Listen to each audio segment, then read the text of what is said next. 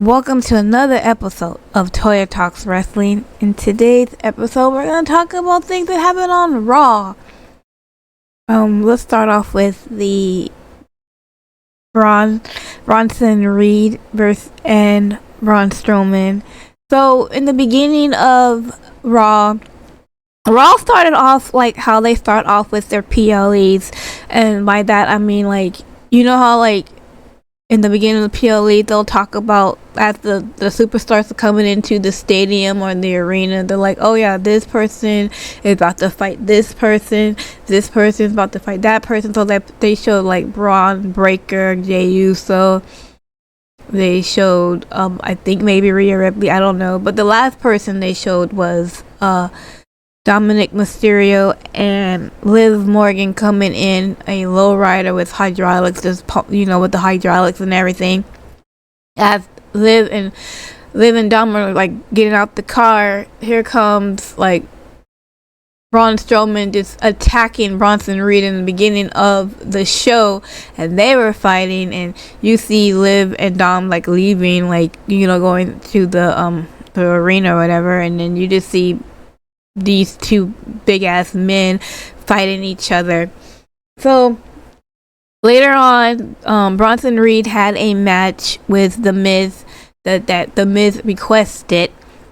The Miz made his way into the ring, and then here comes Bronson Reed. He's coming, and all of a sudden he just gets speared by Braun Strowman, and he starts getting attacked by Braun Strowman before the bell rang and everything down there, just fighting and everything else, and he throws Bronson Reed in the ring, and then the Miz gets into Braun Strowman's face like, what are you doing? I have a match with him and stuff like that.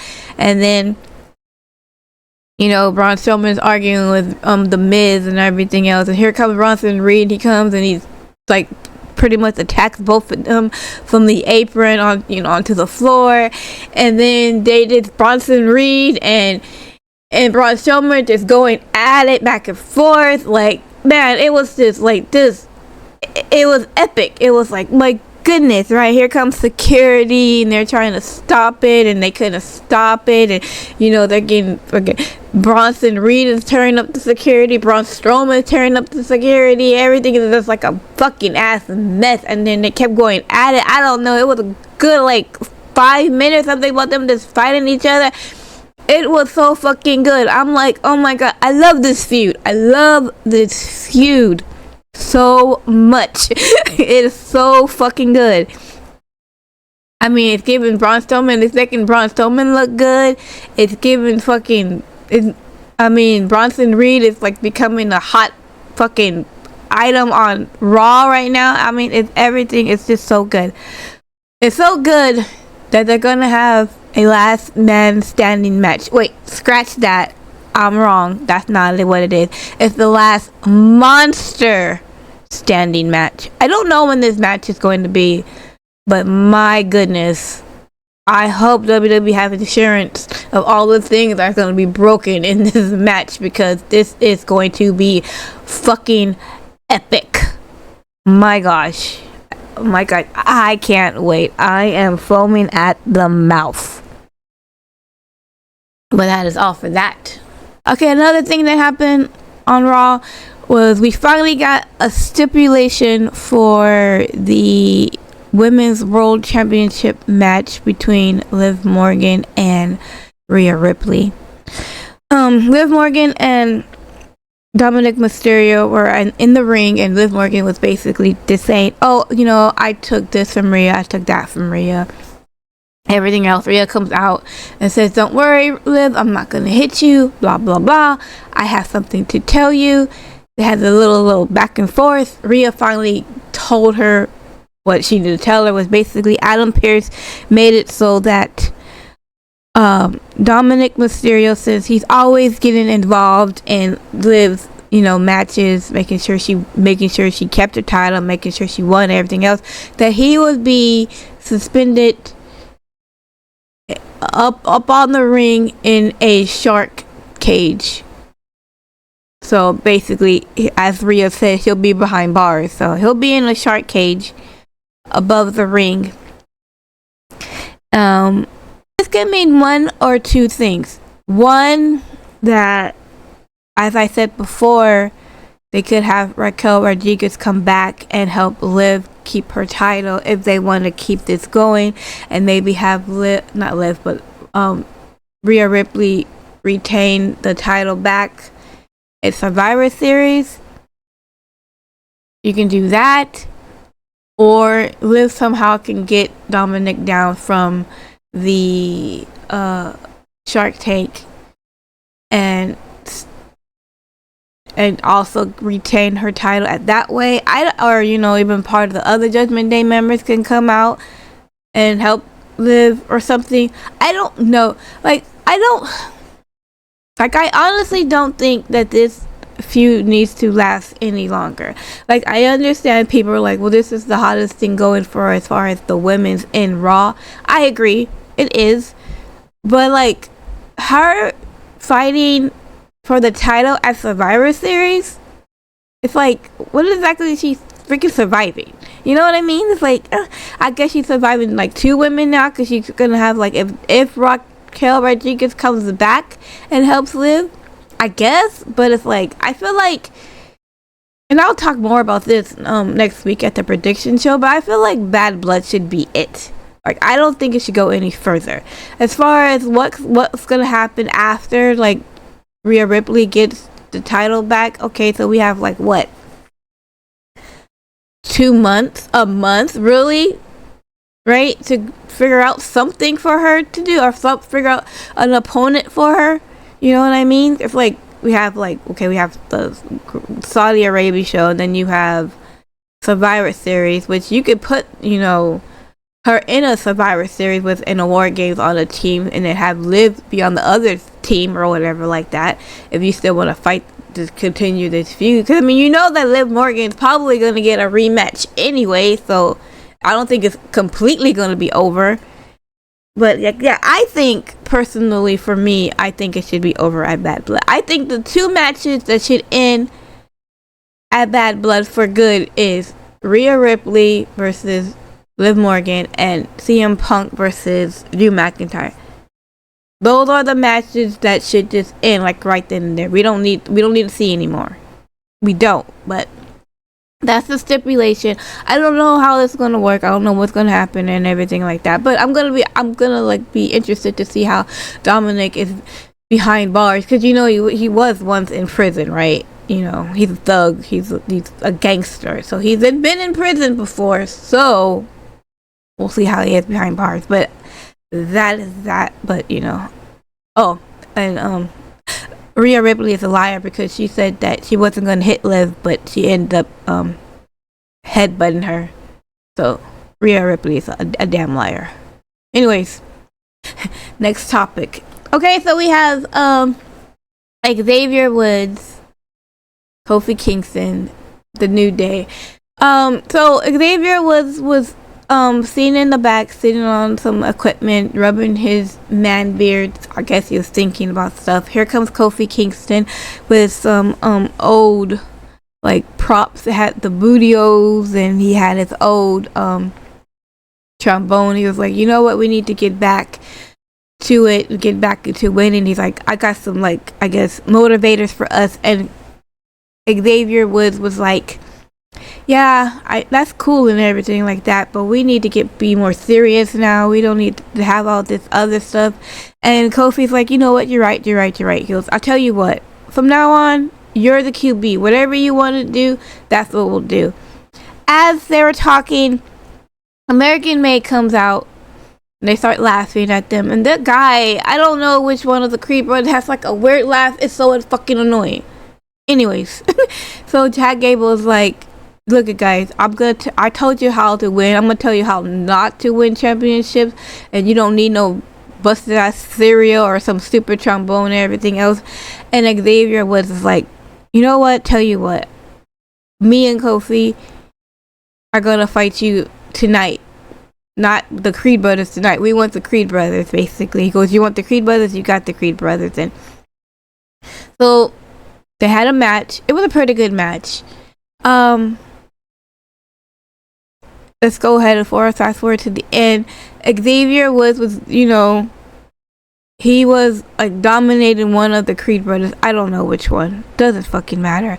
And then he was about to do his elbow drop from the top rope, and then what's his face? Chad Gable got up on the apron, and then Xavier Woods lost his cool, throw Chad Gable into the ring, and instead of focusing on one of the Creed brothers to get the win, he starts beating up on Chad Gable, and then Chad Gable, like, start beating up on Chad Gable, and then once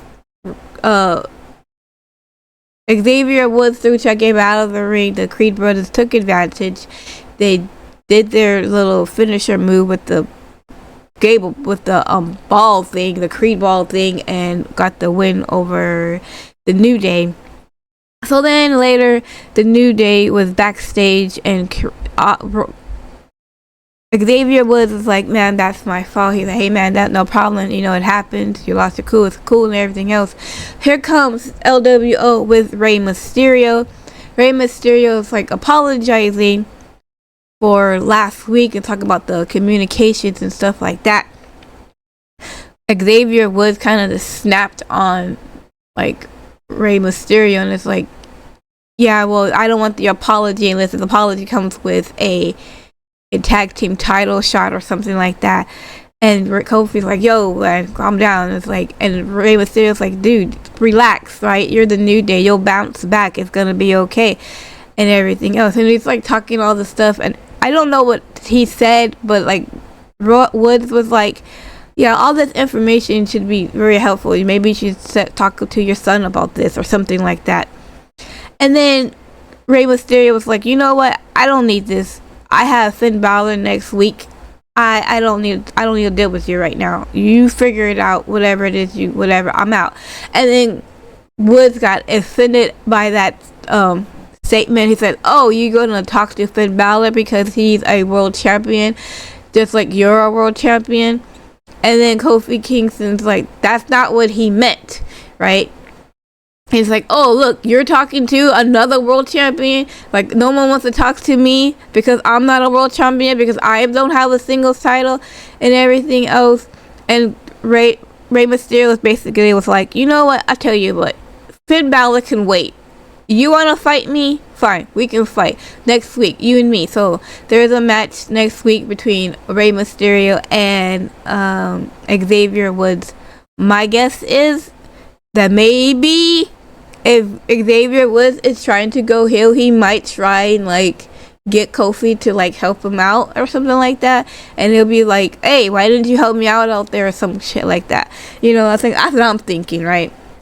I'm thinking like they're making Xavier Woods be like some type of like jealous because everybody that he knows has a singles title, you know, especially in the New Day. They had, you know, Kofi had a, you know, singles title, Big E had a singles title, and, you know, nothing has happened for Xavier Woods having a singles title. So I don't know that I don't know if they're going by this jealousy thing, but I'm interested. You know, I'm very interested to see what happens. So that was that end of that segment. I don't know what's going on, don't know what's happening, but it's got me intrigued. So let's go to the main event. Will be the last thing I'm gonna be talking about today. Let's talk about the Intercontinental Championship match. Braun Breaker defended his title against main event Jey Uso. This match was incredibly well, and it was so good. It was a lot of close calls. I really liked the Frankenstein move from Braun Breaker. There was a point toward the end of the match where Braun Breaker does his little run around the ring, where he runs around and he pretty much just spears the shit out of his opponent. As he's doing his run, he gets caught by a super kick from Jey Uso, and then Jey Uso goes and gets some momentum speed, and he spears Braun Breaker into the barricade. Then he throws Braun Breaker back into the ring. This was like around what, 10:58 or something like that. And cause they had earlier, Jey Uso had Bronson Reed, not Bronson. Wow, Jey Uso had Braun Breaker almost pinned. Like Braun Breaker kicked out at 2.999999 seconds, and I thought that they were. I thought, okay, that was like a 10:56.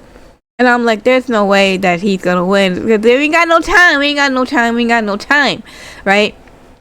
We don't have no time, right? He kicked out, and then that's when he did the run around with the spear and the kick and everything else. So, anyways, Jey Uso throws Braun Breaker back into the ring, gives him another spear, does the Uso splash, and I'm like, this ain't happening, right? This is not gonna happen. What are they gonna give it to him? 1, they are gonna give it to him. 2, they have to give it to him. We can't. The show's almost over. 3, and I'm like, oh my god, they did it. They pulled the freaking trigger on fucking Jey Uso, and he is your new Intercontinental Champion. My goodness, main event, Jey Uso. He finally did it. I was so happy. I was crying, dude. I literally like cried. I was so happy. Waited so long, you know. And it's like I was like this. Oh my goodness gracious! I'm like, yes, they finally pulled the trigger. I was surprised that they took away Braun Breaker's championship so soon. But I'm thinking, like, you know, he probably is gonna get it back. I'm sure he's gonna get it back, right? Because now you have it to where Jey Uso has the championship now. So now maybe Jey Uso could be into the Civil War with the Roman, Jimmy, and Solo and his bloodline. How so? Because now you can get like Solo be like, oh wait, Jey has a championship now. Now we can't have that. You know, out of jealousy, out of whatever you want to put it as, we can't have Jey being the champion before me. You know what I mean? Kind of thing, I guess. And then have like the Tonga Loas or Jacob Fatu cost him his match so he can lose his title. That could be a thing at some point, and that could just bring him in and bring him into the fold. Because like I said before, there is no reason for Jey to be in that situation right now. But so I could see that maybe being a thing, but for right now, let's just celebrate. Let's just be happy for Jey Uso. Rikishi was happy. You know, I hope Rikishi's happy. At least he's gonna be happy until he loses the title, right? But so right now, Rikishi, I hope you're happy. You know, I saw your ex post and you're happy. You're like, hey mommy, let's celebrate and everything else. So I'm happy. I hope you guys are happy. I know a lot of people are like, oh my goodness, why did they take away Braun Breaker's champion? I'm like, dude, he's gonna get it back. It's fine, right? I think that Jey Uso deserved it. I thought Jey Uso deserved to be champion a long freaking time ago, like 2 or 3 years ago. But, you know, here we are. I'm happy for him. I'm excited. Congratulations, Jey Uso. Yeah, I don't know what's gonna happen. I don't know how long he's gonna have a title. I don't know like what's gonna happen. But for right now, I'm happy, and I'm just gonna celebrate that. And I couldn't believe they did it. I'm so happy. Thank you, Triple H. Thank you. But that is all for today. Thank you so much for watching. I may have a video for you out tomorrow. Not talking about wrestling, but talking about some other stuff. Maybe. We'll see. Thank you so much for watching. Hope you enjoyed the rest of your day. And I will see you guys in my next video. Okay, bye!